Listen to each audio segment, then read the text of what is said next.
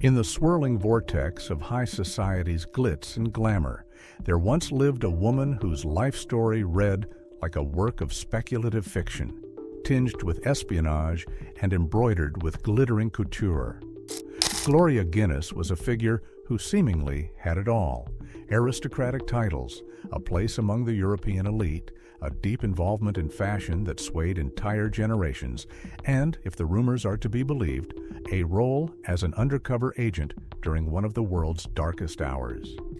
Yet beneath the facade of champagne toasts and embroidered ball gowns, behind the polished persona that graced the pages of top magazines, lurked a labyrinth of secrets.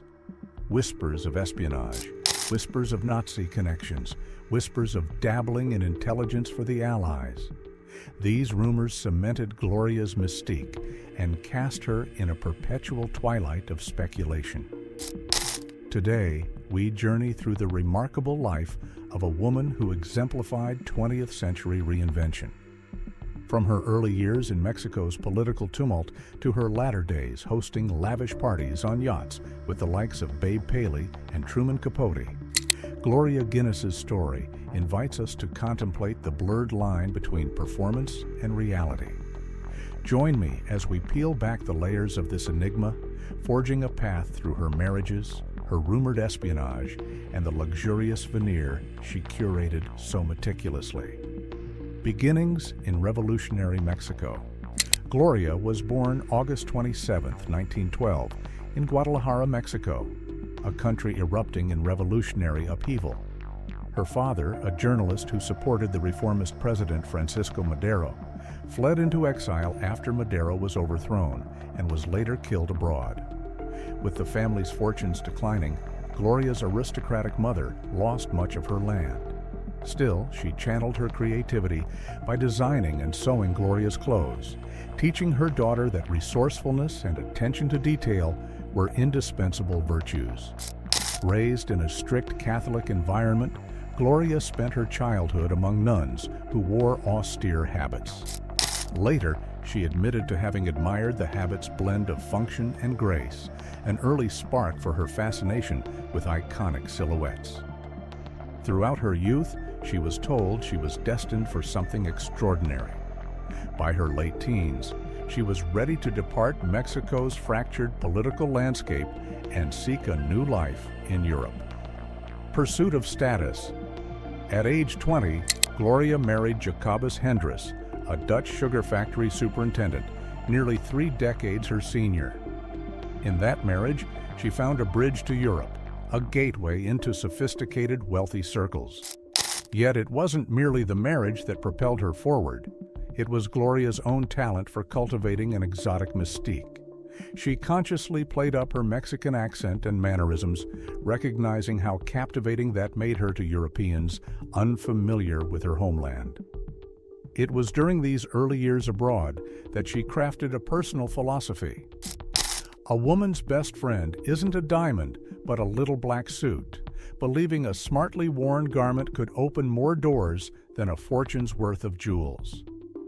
Fashion for Gloria was a means of power, a passport into salons and soirees that brimmed with aristocrats, millionaires, and future kings. Gloria's ambitious climb continued in 1935 when she wed Count Franz-Egon von Fürstenberg, an aristocrat belonging to one of Germany's oldest noble families. The newly minted Countess von Fürstenberg glided into Berlin at a moment when the Third Reich was tightening its grip on every aspect of German life. Despite her Mexican heritage, a potential target for a regime fixated on racial purity, Gloria was enveloped by the protection of her influential husband. She entered Nazi high society, partaking in grand parties and lavish gatherings where Adolf Hitler himself occasionally appeared. By 1939, she had 2 children and an ever-expanding social network in a city teetering on the brink of catastrophe. Berlin of the early 1940s was an uneasy blend of dark authoritarian power and lingering upper-class indulgence. Champagne still flowed in exclusive clubs, even as bombings intensified. Gloria navigated these contradictions, reportedly becoming friendly with Walter Schellenberg, a high-ranking Nazi intelligence officer. Some rumors suggest she gleaned secrets from him, or perhaps offered him companionship in exchange for security. Eventually, as the tides of war turned against Germany, Gloria begged Schellenberg to help her flee. He arranged her relocation to Madrid, where an American agent is said to have spotted her at a bullfight. Whether she was coerced, seeking survival, or truly an Allied collaborator remains uncertain. But her ability to pivot as defeat loomed would become a hallmark of her reputation. Post-war Paris. Affairs and allegations. With Germany's collapse, Gloria returned to Paris, a city caught between wartime scars and a fervent desire to reclaim its joie de vivre. There, she embarked on a passionate affair with Duff Cooper, Britain's ambassador to France. Cooper was entranced, confessing that he had never experienced such intense desire as he felt for Gloria. However, rumors dogged her at every turn. Some labeled her a Gestapo agent. Others accused her of cozying up to Nazi power brokers. Cooper remained resolute in his devotion until one day Gloria abruptly announced she was leaving for Mexico to marry an Egyptian aristocrat, Ahmed Fahmy. Devastated and embarrassed, Cooper ended all romantic ties with her. Her union with Fahmy quickly foundered, partly due to her rumored affairs and also the lingering suspicions from French authorities about her wartime conduct. In the end, Fahmy's wealth and title were not enough to tether Gloria. By the late 1940s, she was again single, with 3 children, eager to secure a more stable position among Europe's elite. Marrying into the Guinness fortune.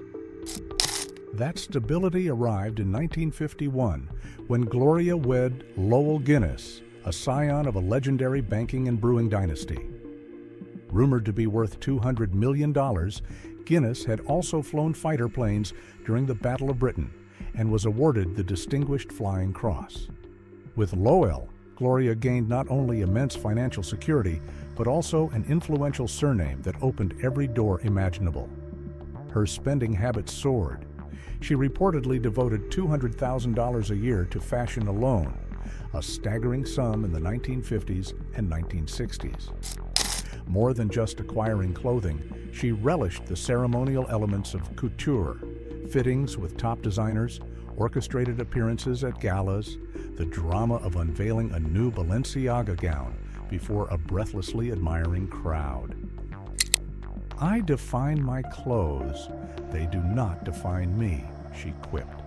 Indeed, photographers and journalists praised her for an aura of effortless glamour. She became a permanent fixture on best-dressed lists, lauded by Women's Wear Daily and other leading style arbiters. Yet amid her reign in high society, a new star had appeared. Jacqueline Kennedy, whose chic, modern flair captured global attention. While Gloria prided herself on being the world's style authority, Jackie Kennedy's popularity somewhat eclipsed her. Friends recounted Gloria privately scoffing at the notion that a recently arrived figure on the scene could rival her lifelong command of fashion. Still, Gloria found some satisfaction in an anecdote from a Florida dinner party. When Jackie and her husband, Aristotle Onassis, arrived to meet the Guinnesses, Onassis reportedly snapped at Jackie to "Look at Gloria, look at you," criticizing her hurried appearance by comparison. If there was one realm where Gloria refused to be overshadowed, it was style, writing, rivalries, and the role of a muse. Not content to be a mere ornament, Gloria began writing. Encouraged by a friendship with Truman Capote, she tried her hand at a play. But Lowell Guinness apparently disapproved of his wife seeking a public creative career, and her theatrical ambitions stalled. Instead, she channeled her cutting wit into columns for Harper's Bazaar, issuing bold pronouncements on women, men, and society's shifting mores. She teased the vanity and ambition of men, claimed women's allure drove civilization forward and condemned the new miniskirt generation of the 1960s for what she saw as moral and aesthetic recklessness. These columns garnered both fascination and fury. Some saw her as hopelessly out of touch. Others called her audaciously honest. For Gloria, writing was a way to show she had more to offer than an enviable wardrobe. She possessed both intellect and the willingness to provoke. Amid her literary forays, she maintained a fierce social rivalry with Babe Paley, another of Capote's celebrated swans. Paley allegedly whispered slander about Gloria's Mexican past, suggesting she might have once worked in seedy clubs. Gloria retaliated with signature flair. On a highly publicized yacht trip, she misled Paley into dressing casually while secretly hosting a formal black-tie dinner, leaving Babe humiliated. The following year, Paley arrived armed with her finest couture, only for Gloria to confine all gatherings to the yacht, ensuring none of Babe's grand gowns would be showcased. Their duels became legend, signifying the precise, if occasionally petty, balance of power in mid-century social circles. Shadows of espionage. Throughout Gloria's high-profile marriages and dalliances, one persistent question lingered. Was she truly a spy? The historical evidence is fragmentary at best, but enough tantalizing hints remain. She dined with Hitler, mingled with high-ranking Nazis, and turned up in Spain under the protection of Walter Schellenberg. Then, by war's end, she was seen chatting with American officials. Some believed she served Nazi interests until she saw which way the wind was blowing, then switched sides. Others insisted she cooperated with the Allies all along, using her grace and connections to glean vital information from unsuspecting German socialites. Ultimately, the lack of a conclusive paper trail leaves historians in perpetual debate. It's plausible she was simply an opportunist, ensuring her own survival. Yet the possibility that she operated as a double agent adds an enduring mystique to her narrative. Final act. As Gloria aged, her legend continued unabated. She was still lauded for her impeccable appearance, refusing to succumb to trends she found distasteful. Fashion magazines showcased her front-row attendance at premier runway shows well into the 1970s. Those in her circle spoke of her charismatic presence and her ability to direct attention wherever she wished. But on November 9, 1980, at her home in Switzerland, Gloria collapsed from what was declared a heart attack. She was 68 years old. Some insisted it was foul play. Others suggested she chose to end her life in a moment of deep ennui, disillusioned by the glittering world she once adored. Officially, it remained a sudden, tragic passing. The funeral was fittingly grand, attracting European royalty, fashion icons, and wealthy magnates who had long orbited her.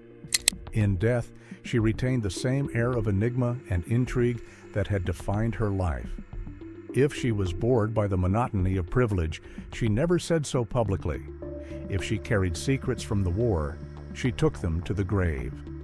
Gloria Guinness's life was a testament to reinvention. She was the child of a revolution-torn Mexico, transformed into a German countess mingling with Nazi elites, then recast herself as a Parisian socialite, an Egyptian aristocrat's wife, and eventually the consort of one of the world's richest men. Each time, she emerged more polished, more adaptable, and more elusive.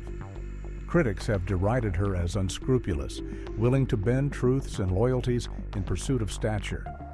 Admirers, however, see a woman who transcended the strictures of her era, using style, wit, and willpower to define her own path.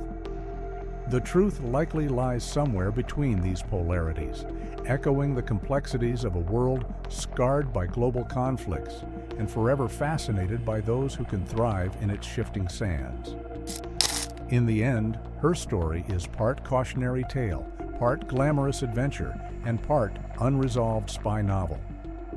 She left behind just enough hints of complicity and cunning to keep her legend alive, a reminder that, behind every carefully curated facade, there may be hidden chapters best left to speculation. Thank you for joining this exploration of Gloria Guinness's life. Was she a cunning survivor, a genuine double agent, or simply a fashion pioneer with an instinct for self-preservation? Share your thoughts, and if you enjoy uncovering the secrets woven into society's gilded tapestry, like, share, and subscribe for more stories from history's most intriguing circles.